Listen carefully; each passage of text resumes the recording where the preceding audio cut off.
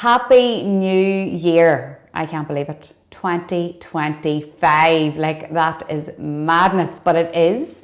And this is the Dig Podcast 2025, and we are so excited for the year ahead. I'm very excited for this podcast that we're bringing you today. And I don't know about you, but I am really excited for 2025. I'm excited because I made it through 2024, and I'm also excited just because I'm sure, like lots of you listen, loads of plans and dreams and goals for work and life. And you know, the podcast is not just about work, it's about our lives, because they're all intertwined, our personal lives, our work lives, our home lives. So it's about everything, and I love talking to people to hear about what their goals are for the year. I get like carried away and excited when I hear what people are going to do. So I'd love to hear yours. If you're listening to the Dig Podcast, what are your goals? What are your ambitions for 2025? And we'll screenshot them and put them up on social. So wherever you're listening, leave a wee comment and tell us what your dreams are and what you're working on in 2025. And if we can help you, we will. We love to collaborate. And I think reading other people's inspire you as well. You're like, right, that's their dreams. I'm going to do this. I'm going to do that. Maybe it's just about staying afloat in 2025. That's okay too. But today's podcast is all about the new year. And I won't say resolutions, New Year's resolutions, more intentions. What are we intending to do? And today in the podcast, I am speaking to, she's sitting right beside me, ready for action when I turn to her, Lorraine Acheson, who is the Managing Director of Women in Business and Deputy CEO of the WIB Group. And this is a very important role. I have encountered Lorraine in lots of different ways within those roles, and she wears loads of hats. And she works closely with policymakers and government agencies and funders in order to help support women grow and help them in their careers and in their businesses. But she's also a woman and a mum and a wife and a sister and all those things that lots of us are. But she is, you're going to find out why she's so special now, because she's got a great way of connecting with people, and that's what the podcast is about today. And Lorraine is a person that you do want to be around. I love being around her for loads of different reasons. I told her before we came on one of the main reasons why, but she always champions people and women, and sometimes that's hard to find in your groups and in your networks and in people you meet. It's not always possible to be around those people, but once you find them, you really are drawn to them, and that's what Lorraine is. She raises people up and gives them opportunity, and you know, those dreams you dream, I do believe that people like Lorraine make them happen for you sometimes. And we're going to, she's probably thinking, when are you going to get to me? But I want to tell you this wee story just before we do launch in, because I think everybody has a story that connects them with people and organisations. But I remember my first Women in Business event in 2018. And it was in the beautiful Galgorm, and I was there as a guest and a member, sorry, not a guest, a member of the audience. And as I was sitting there, and I don't know if Lorraine was there at that time, I don't know if she's part of it, I see her shaking her head to the side here, but I let that wee thought creep into my mind that day, and it was like, God, someday I'd love to be on that stage. And didn't know how or why, but I was like, there was something about the way the women were sharing their stories and inspiring the other women around them.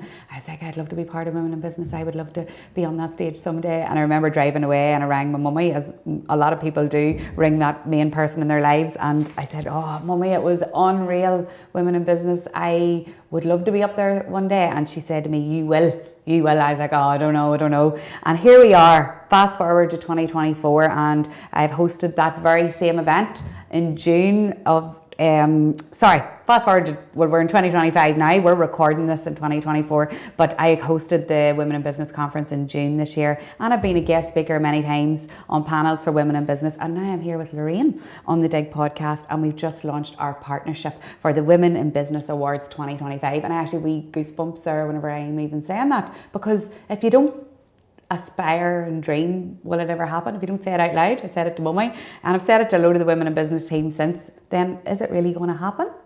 So after today's podcast, I know you're going to be inspired. Lorraine, I'm sorry for that big long introduction, but welcome to the Dig Podcast. Thank you, Caroline, and what a beautiful introduction, so thank you. And you did say to me, whenever we were talking about what we were going to speak about, that you had a wee sneaky thought like that one time as well. Tell us about that. I did, and it's really funny because it was from 2014. And if I kind of wind back a bit before that, so I'd been in Northern Ireland, my accent isn't local. I grew up in Blackpool and I moved to Northern Ireland in 2010 from Australia, 9 years in Australia. and really fortunate to transfer with the corporate organisation I was working for, but I was working in England all the time when I got here, which was not what I wanted with small kids, and I really wanted to be part of the community here. So I went to work for myself, I became freelance, and to build my network I joined Women in Business. So I joined Women in Business around 2013 as a member, and I remember going to this event in 2014 at Stormont, which was really exciting to me because Stormont, the seat of power, I was really interested in policy and you know, making an impact, so I was really excited to go to this particular event. I remember sitting in the audience and thinking, I want to be on that stage. And I found the photograph of that just this week. I'm going to share it on our socials afterwards. Oh my goodness, I was so corporate. I didn't even know the photograph existed, and it was so funny finding it and thinking, oh my goodness. And then seeing the other photographs of part of that and people who I work with now who were at that event, but I didn't know at the time. So so I had that kind of an idea, an inkling, that little spark that said, I really want to be on that stage too, and I want to be making a difference. And that was 2014. 11 years in this role that you're in now. What's the message there to people that are listening? Because I had the thought, you had the thought, is it Women in Business create that thought and people that drive? I think there is a part of it now. Look, I think we do inspiring work. You do? I think we do inspiring work and it resonates with people. And so I think when you're in that environment, you think, I want to be part of that too. So I think there is that. And I guess there's also lots of opportunities to speak on stages. We run events and conferences every year, so if people have that ambition, there are loads of opportunities. So I think there's maybe both is the potential you see and the inspiration, and then there are actually opportunities if you put yourself out there, and you know, public speaking is not always an easy thing to do. No. But if it is something people want to do, there are opportunities. I know, and I know we're skipping back and forth, and not the plan that I had given you. We're going to talk about, but that's why the podcast works. What I love is it's about in Women in Business. Sometimes you might feel, and I don't know about the listener, oh, Women in Business, that's too big for me. I'm not important enough, or my job or my role or my career is not big enough to be part of something like that. But that's what's different, because once you get into that room with you guys, it's like, here's the microphone, Caroline, here's the microphone, whoever the person is, go for it, you get yourself out there. And that's what it feels like to be part of your... No, I think you're right. And I guess we have been going for 22 years. We're a charity with over 10,000 members, and that term Women in Business and the name has been with us the whole time.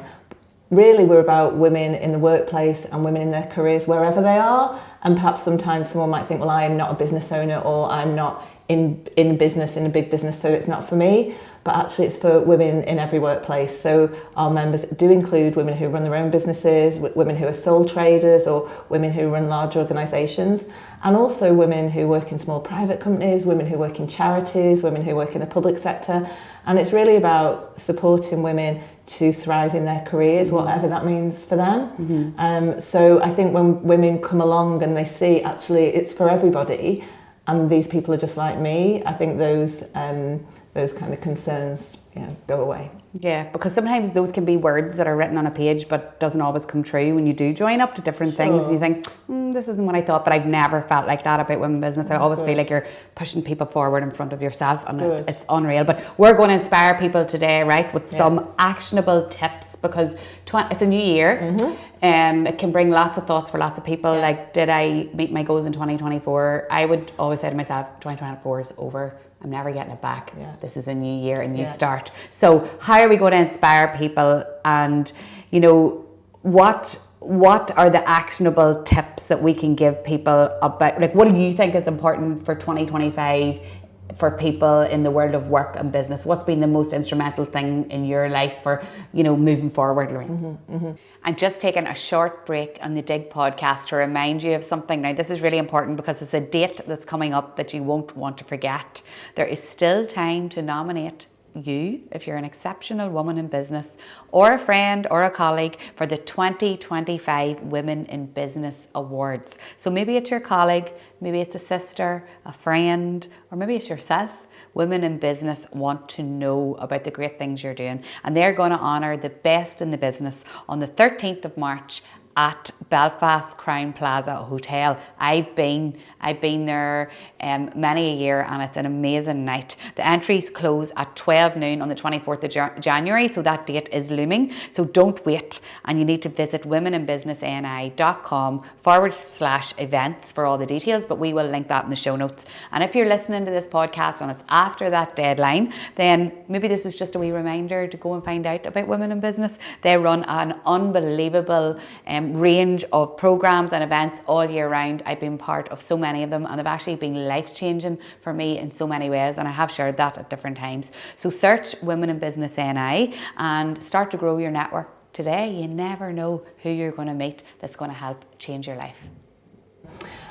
So there's a lot in that question. There's a lot. I think if we're thinking about our careers, and often people want to make changes at the beginning of the year. They think, actually, this next year, perhaps I want to change jobs, I want a promotion, I want to start a business, I want a new salary, all those things. We have kind of that clean slate. And for me, a building block in that is about connection. And I would say that because I run a business network, but actually I say that because connection has been the thread that's run through my whole career. Those connections you make that help you take the next step in your career and in your life, actually. Connection is important both professionally and personally. So for me, I think 2025 could be a year of connection for people, where they think no matter what I want to do, whether it is, as I said, it's a promotion, it's a job change, it's building a business, who around you, who's in your network, who are the people around you who can help you with that, and also who can I help? Because actually helping others build connections too feels really good. It does. And you mentioned there your career and your life. So obviously people, it's about people, you said to me when we were talking before we came on. But how important have those connections been? Like like I said, you have a life like everybody else, things going on in the background. You have 4 wee ones and a hubby, and all the different strains that come with being, working and mum life and all that. But what about connections in your life? How important has that been? Like, you obviously have evidence. Yes, no, 100%. So I guess for people, to me, the most important things, is that an obvious thing to say? I think the connections we build are what, it's kind of like the road that we've travelled, and we can look back in our lives and see things that, and certainly I can look back on my whole career since my early 20s to know every step came as a result of a connection. And I say that cautiously because I guess some people might think, there's privilege in that. Well, if you went to the right school or you live in the right postcode, then you'll have more connections. I think sometimes in our society we think it is about that, and there are examples of that. You only need to look at Westminster to see some of the schools that everybody's been to. So there is something about people's background, but I would never use that as a reason to say that we can't all build important connections in our careers. And for me, the way you do that is about just building relationships. It's about finding people who you can relate to, who then you can talk to and give you opportunities. So I mentioned before that I lived in Australia for 9 years. My husband and I we weren't married at the time, but we went on a round the world trip in our early 20s, and we got halfway around the world and kind of stayed there. We got to Australia with 2 bags, 2 rucksacks, and we came back 9 years later with 2 kids. So I got to Australia, don't know anybody, but work I'd done in England led me to an introduction to somebody in Sydney that got me my first job. And that's how my career progressed from there. It was meeting somebody who gave me an opportunity. I would meet people for a coffee. I thought if I'd kind of feeling I'm ready for a new opportunity, I'd be thinking who in my network might have an opportunity for me. Could I meet them for a coffee? Often people are happy to give you half an hour of the time. So my career really since my early 20s, every step has come as a result of a new connection, a conversation. There's this opportunity here. I've never looked in a traditional way for a job. And I know there is brilliant ways of finding jobs traditionally in the newspaper and online. I've never done that for 25 years because it's always come through connections. Somebody kind of saying to me, look at this opportunity, have you thought about this? And that's so interesting, just to stop you there now, because there will be people who think the only way to move jobs, change jobs, get a new opportunity is through the traditional route. I know. So this connection thing takes skill though. Yeah. We're going to talk about that. Okay, well there's 2 things too, because I think all the recruiters out there are going, what are you saying, Lorraine? This is awful. And I've got lots of good friends who are recruiters who I love and respect. even a recruiter, you have a relationship Absolutely. with a recruiter, you get to know them, they get to know you, and then they say, have you seen this opportunity? So I think if we see an opportunity on a page or on the screen and apply for it, in a way, we don't even know if it's for us. And so for me, it is about exploring. I've still had to apply for things in a traditional way, but it's been shown to me through a connection and a conversation. And you are right, there's a skill there, but I think it's a skill that most of us, if we don't possess that already, we can kind of harness it, because it's just relationship building. That's what it is. And so if you have a relationship in your life, be it with a family member or a friend, then you know how to build a relationship. So I think there's something just about thinking about this as it's relationships and conversations, and you never know where they go. So yeah, there's something about just that skill of the relationship building that we all know how to do, even if it's in a very small way, and enhancing that. And who knows where that can take you. Because you have had lots of things going on in your personal life as well, and those connections then actually turn into friends and people that have helped you through the hard times, isn't that right? Yeah, 100%. So I've shared with you, Caroline. So during COVID in 2021, my husband had a serious mountain bike accident, and that was really kind of rocked us for a good while. It was really serious, and fortunately he's well through that and recovered now, so we're really lucky. But at the time it was really scary, and it was COVID, so we couldn't visit him in hospital, and even friends come in and family come into the house, that was all kind of against the rules. And I was at home with the 4 kids, and we were fortunate that we had friends who worked in the health service who were working in the hospital, and so they could go and see him and just ring me and let me know how he was, because we just weren't able, and it's very scary in those situations because you just don't know what's going to happen, and the nature of the injury was I couldn't really speak to him easily. So for me, that was about the power of a connection. It was a personal connection, but the fact that these people, there was lots of different people actually worked in the health system, and so they were all able to kind of check in because we weren't. So, I think we all have a story like that where a personal connection, it really comes, it's kind of that angel when you really need it. So for me, I can see how those personal connections have been massively important. Because sometimes when people are so consumed in their work and their role and their job, they can forget about the power of connection. You become so nearly isolated, especially if you're a self-employed person, can't you? Yeah. I remember my mum saying, I used to have a retail store, for anybody new who's following the Dig podcast, and when you're in a bricks and mortar retail store, you're very consumed and you don't have time, you think, to be outside in the outside world making connections and very comes. And I remember I was going to the women in business. I went to the one in the Galgorm, and mum did, and dad too, dipped in and out of things like, what are you going to them things for? You don't have time to be running to them. But the people, the connections I made, we talked about Neve, that I co-founded the Northern Ireland Social Media Awards, and is a friend of mine, and we've talked about all the people that I've met through connections that I met through pushing so people are listening, they're like, I don't have time to go to that. So we're going to talk about this. Actionable things that people can do now in 2025 to make connections and be intentional, because they can change your life. They can, like you've just said, personal life. I hear it all the time from our members, women who are business owners who meet potential clients or collaborators, women who are working in corporates as lawyers and financial advisors who then meet someone who gives them referrals. I spoke to someone yesterday who's the CEO of an arts organisation who shared with me that she had gone to one of our events and met somebody who then helped them grow part of their consumer business. These connections happen, but it's a bit like going to the gym. You actually have to go. I always give that analogy. You can join the gym, so you can join Women in Business, you can join any networking organisation, but if you stay at home on the couch, you're not really going to get the benefit from it. You're not going to build those connections. And a bit like the gym, for me, the hardest thing about a networking event is actually getting out the door and going, because there's loads of reasons. Your work's really, really busy. You're going to have to finish work early. You're going to have to leave your shop. Actually, I don't know anybody. What will it feel like when I get there? What should I wear?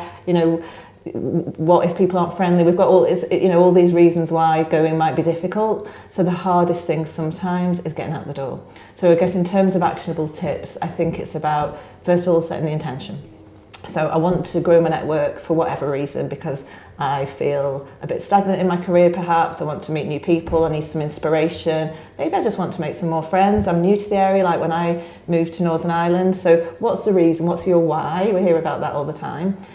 And then I would say join Women in Business if that's for you. Join a networking organisation so that you can come and meet people. So that's the next step. So decide what you want to do, why. Then the next step is join, find an event to go to. And then I would think, set a goal. So again, a bit like going to the gym. And your goal might be something, I think it should be realistic, because we don't want to fail before we started. And I was just actually chatting to a young member yesterday and saying to her, why don't you set yourself a goal for the first 6 months of 2025, I will go to 3 networking events. So very manageable, 3 over 6 months, 1 every other month. More obviously, but that set something that feels realistic, and then pick those events. But then you need a goal for when you get there, because of the nerves, and perhaps if you're going on your own. And a goal might be, I want to talk to 3 people I don't know at that event. And again, just make it something really simple, so you can go, when you go in that door, think, I want to speak to 3 people. And if you come to any Women in Business event, we make that really easy for you. So we do facilitated networking, so people aren't just kind of sat looking at the phones or hovering around the food, going to the toilet. That's what we all do sometimes to avoid having to talk to someone we don't know. We make it really easy. But I think if you set yourself that goal, then at the end of the event, you can think, actually, I did that. I've spoke to 3 people, and that can make you feel it was worthwhile. Because sometimes you think, I didn't talk to 10 people. That doesn't matter. I've picked 3 as a bit of an arbitrary figure, but I think that goal for that event, and there might be an additional to that, and then I'll connect with them on LinkedIn. Yes. And then I'll see if one of them wants to come for a coffee. So it's just all these small things. But I think going back to your why do I want to do this? It's to build my network. It's for the next career opportunity. It's to make friends. But then you need to make a goal and do it. Because, if you sit on the couch and you'll never get the fitness you want from the gym, and it's the same with networking. If we stay at home, or we stay in the office, or we stay in the shop, then you aren't going to build your network in the same way. So true. And you never know who you're sitting beside, right? That 100%. Can just say, I've been at loads of, and you're right, you make it so easy. If you're listening to this and thinking, I could never go to one of them and walk in by myself, or actually, the minute you walk in, Women in Business take that nerves out of your head, because they facilitate, as you say. Yeah. They give you the tasks and fun things to do where it doesn't even feel like you're networking. It's brilliant, especially Roisin, who does a lot of the events. So people are listening and they're like, I could do that, but I don't know when I get there what to do. That's actually going to help them, because Women in Business have it all set up. So whenever people do get there, have you any tips for, we talk about networking, how to be a good networker? Yes. I mean, you talked before we came on about the people that look... I know, over your shoulder. Because they can see somebody important coming. And we've all had that experience, haven't we? Oh, not nice. People turn their back on me and all sorts, and you just kind of dissolve. And we've all been there, and we're all human, and I think we all just want to kind of feel important. I think that's a human need, to feel that we matter. And that can put you off to say, I'm never going back to one of them again. Never going to. And actually, for me, I always make a point that at all our events, in particular large events, the hosts will say, there's people in this room who are on their own. Some of you will have come with groups, but there are people here, so make sure you say hello, speak to each other. We'll often do some kind of exercise at the beginning to get people saying hello, because I think there'd be nothing worse than coming in and thinking nobody spoke to me, and it's something, I didn't feel like I belong. To me, that would be just really something I wouldn't want people to feel in our events. So how do you do it then? Taking a break in the middle of the podcast just for a little second to ask for your help. So many of you listening, thousands and thousands every month, but still some people haven't subscribed or followed on the channel that they're listening. So if you're listening to this and you think, that's me, I haven't done that, it would be brilliant if you could just take a second and hit follow on Apple Podcasts or Spotify, or if you hit the subscribe button on YouTube. It means that the Dig Podcast can keep growing and can keep getting great guests on that can actually help change our lives.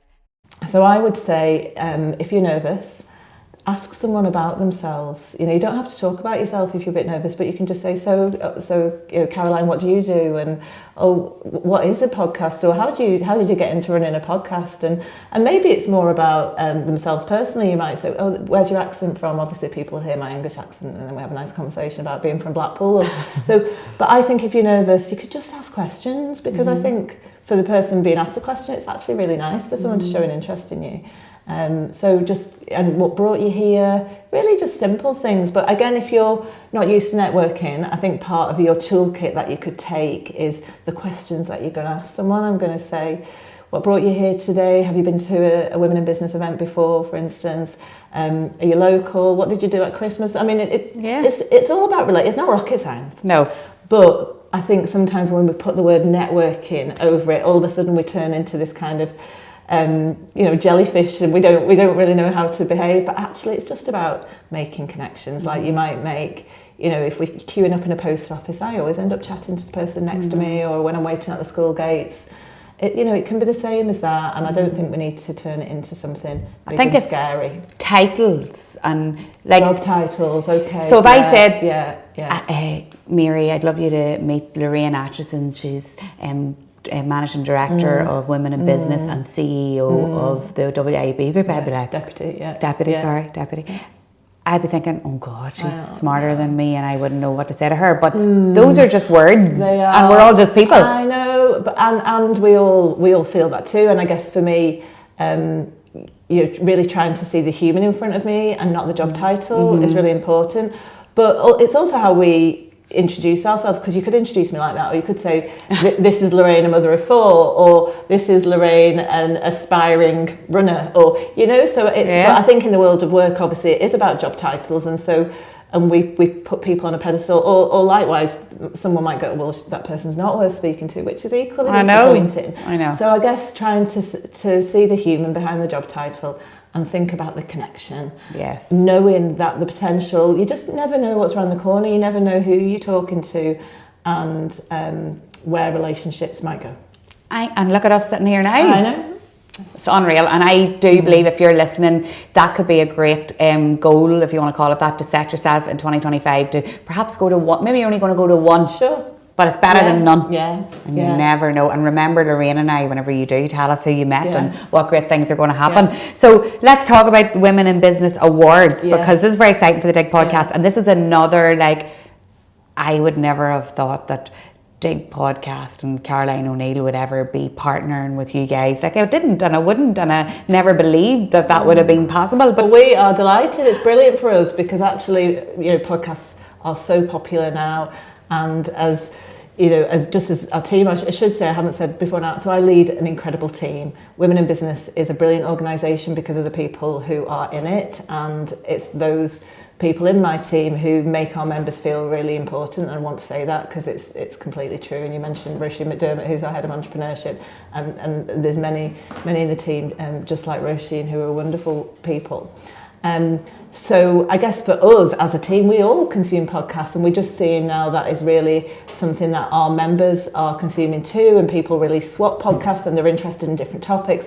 So when we were thinking about the awards and what we can do just to amplify it to get, and I'd love to just talk about why awards are important, but when we were thinking about that, actually the idea of partnering with a podcast just felt really exciting. But for me personally, I had no idea how it would work, because it's not something we've done before. So to be partnering with yourself is amazing for us. Well, pinch me, because I'm I can't believe it. So it just shows you never know when things grow from being on that as a guest an attendee at your Women in Business in 2018, and now here we are. So anything can happen when you take action, right? Because we stayed connected and all of that. But the Women in Business Awards, so they're going to take place on Thursday the 13th of March 2025, and I believe they're very special. I've been to them for many years, because it's not just the big corporates, which are also very important. It's there's a place there for everybody, isn't there? There's lots of different industries. Do you want to talk about a few of the different categories? Yeah, well, I'd like to talk about that and a bit wider as well, if I may. So we're in our 13th year of the awards, and if people have never been to an awards ceremony or applied for an awards, you might think, is that for me? What's all the fuss about? And I would say it absolutely is for everybody. And the reason why we have awards, and I think the reason why awards for women are particularly important is that we need to celebrate our success. So I think too often, I see it in my personal life with my friends, I see it in work with our members, that we're all really busy doing and we're really good at doing. And then we just get on to the next thing and the next thing and the next thing. And we often don't stop and reflect on our success. And, we talk about our brain having a negativity bias. So we think about all the things we're not doing, the things that are going wrong. And actually the opportunity to stop and reflect positively is so important. I think it's important for our well-being. If you manage a team, it's important for the team, but it just feels good too. And so awards are about that. They're about stopping, reflecting and celebrating. And too often I've been to big award ceremonies and there's very few women who are finalists. And sometimes what we see, there's kind of evidence to show that if you look at a job description, a woman will say all the reasons why she can't apply for the job, whereas a man will look at all the reasons why he can. So again, what we saw was that we needed to target these 4 women so that women could see this is actually for me. So these awards, as you say, they are for everyone. So we've got 13 categories, and they are categories for both small businesses and corporates, individuals and teams. And we have categories such as Young Businesswoman of the Year, Apprentice of the Year, which was a new category we brought last year, really to encourage the celebration of young women apprentices and the companies that are kind of developing apprenticeships. We have the Green Business of the Year, we have Innovation, we have a Marketing Award, we have an IT Award. So there's all sorts in there, and some of them have 2 awards. They would have one for a small business and one for a corporate as well. So there really is a range, but it's really about celebrating success, reflecting on your own, but also your teams or your colleagues, someone around you, to think actually they've done an amazing job and I would love to nominate them. And now there is, this is why I love them as well, because it's not just about the night, it's the lead up that is so special about your awards. And I think that's what makes you stand out, because you really want people to get shortlisted and be recognised, and you have a brilliant webinar, isn't that right, on the 8th of January. If people are listening to this after, they'll have missed it, but this is the type of thing that Women in Business does and why you should be part of it, on how to create an award-winning entry. Yes. Any tips? Yes, absolutely. So I guess we did this for the first time last year, and my incredible colleague Margarita, it was her idea, because actually not everyone knows how to fill in an application. It could be a barrier. So we thought, actually, we run webinars all the time. Let's just do one. We'll use some previous winners to come along and said, why did you apply? So why bother? And how do you do it? And that worked really well. So we're doing the same again this year. And it will be recorded. Oh, good. So as long as people watch it before the deadline for the applications, which is 24th of January, they'll be able to watch the recording and access that through our website. So that will tell you, we've got 2 lovely examples for the webinar in January, which will explain people who applied and were successful and what the process was all about. So we have an online application process. It's all quite straightforward. We're here to help you succeed, not to catch you out. But I think the things are, it's about providing the evidence. So if you're going to say, this is what I did, we want to, how did you do it and what was the impact? So it's the so what of what people have done. So it's not enough just to say, this is what I did. There's that bit more as a result of that. So just really explaining whatever, if you're going for the best marketing campaign, what it was, the impact it had. I think sometimes that's evidence best when you've got some numbers. This is what we saw as a result. So it's just really the so what and what's inspirational about that particular nomination. So, but not super hard at all. It's all done online. You can fill in your application and pause and come back to it. So really nice and straightforward process. Yes, okay, so that's good tips, the stats type thing that you need to back up what you're claiming. And I would use that tip for any application, be it for an award, for funding, for anything. People want the so what, the stats, the evidence behind it. It's good advice for applying for a job or anything, isn't it? Yeah, really. Yeah. And then I love the finalist lunch. Yes. Do you know why? Because sometimes on the night there can be that disappointment if you don't win. But I have had the privilege of hosting the finalist lunch, and I am again this year. Yeah. Thank you for that opportunity. Everybody in the room feels like they've won. Yeah. There's this feeling because everybody's a finalist and they're interviewed in different ways and they're all connecting. How important is that finalist lunch? Oh, so important, and thank you for mentioning that. So I think it does set us apart, because I guess we're all about women. We're a charity. We're here to help women thrive. And so the finalist lunch, I think, really shows that. The awards night is amazing, and you bring along your team or your partner or your best friend to help you celebrate. The awards lunch is only for the finalists. So that can be a wee bit nerve-wracking because people are coming along on their own and they don't know who the other finalists are perhaps. But what we're doing is saying, look, you are all winners. You are all finalists. You are all here. This is for you. In this finalist lunch, we're taking them to the beautiful Galgorm Hotel, so the opportunity to feel really special. We'll have a lovely lunch. We're going to have an interview with Vicky Davies, who's the CEO of Danske Bank. We've got yourself there. So it's just a really lovely opportunity. And then they meet the other finalists too. So I think on the night, there's a sense of celebrating everyone's success. But no, I really love it because it's about just saying, this is just about you, just revel in it. Going back to what I said before, we're often so busy doing, we don't think about, actually, good, well done me. This is a well done me.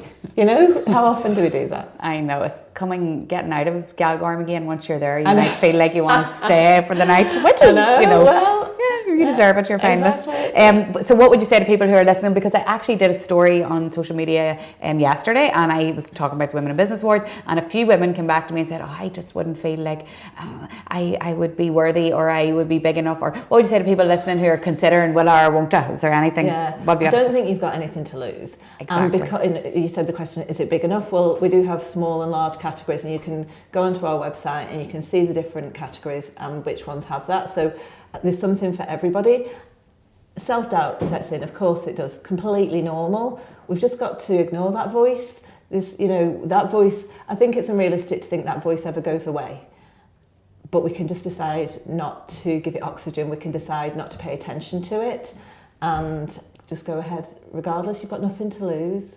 What have you got to lose? Nothing to lose. And loads to gain. Yeah. Whether it's just the experience of filling out a application, that's all part of learning too, isn't it? Well, absolutely. And I know there was one of our winners last year who said, people say to us often that their interaction with us, the programs they go on, winning an award was life-changing, which is incredible for us to hear as a team. But there was one winner last year who talked about the doors that it opened because it gave her additional credibility in the funders she was talking to, somebody who was looking to get investment. It just added to her offering.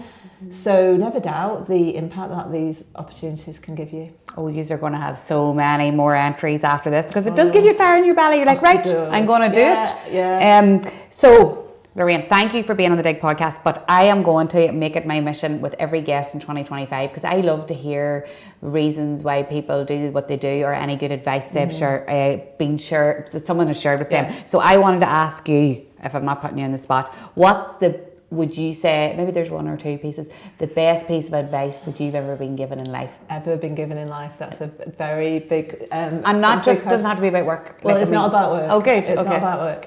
So I think particularly for me to share this, because you want it to be good advice. And so to me, it's thinking about what's really true.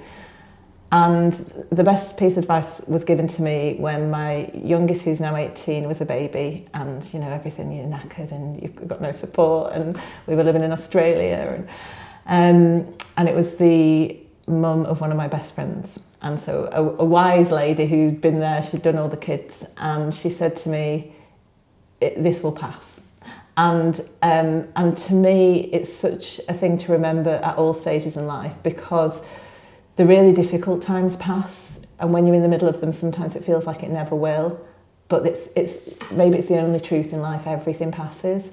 So the difficult times will pass, and we'll get through them some way or other. They'll pass, and the joyful times will also pass, and they'll also go. And that's for me a reason to breathe them in, and to take this moment to celebrate or breathe in the good times, because they too will go.